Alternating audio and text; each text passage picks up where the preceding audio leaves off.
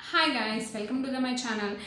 ఈరోజు అయితే ఒక స్పెషల్ డే అండి. ఈరోజు అందరికీ ముందుగా శుభ మంగళవారం. ఈరోజు పాప విమోచన ఏకాదశి లేదా సౌమ్య ఏకాదశి. అంటే ఏమిటంటే, మనం నిజ జీవితంలో తెలుసో తెలియకో ఎన్నో తప్పులు చేస్తూ ఉంటాం. అవి మనం చేసే దానాల వలన కొన్ని తొలగిపోతాయి, మరికొన్ని అలాగే ఉండిపోతాయి. అయితే అలాంటి పాపాలను తొలగించుకోవడానికి ఈరోజు శ్రీ మహావిష్ణువులు లేదా మీ ఇష్ట దైవాన్ని పూజించి మీకు తోచిన రీతిలో ఉపవాసం ఉండడం అయితే చాలా మంచిదండి. ముఖ్యంగా స్త్రీలు ఈ ఏకాదశి రోజున ఉపవాసం ఉండి లక్ష్మీనారాయణను పూజించుట వలన వైవిధ్యం రాదని చెప్పబడినది.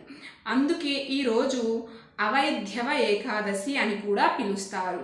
అంతేకాకుండా వసంత నవరాత్రులలో నేటితో ముగుస్తాయి. ఇలాంటి మరిన్ని ఇంట్రెస్టింగ్ వీడియోస్ కోసం అయితే నా ఛానల్ ఇప్పుడే సబ్స్క్రైబ్ చేసుకోండి.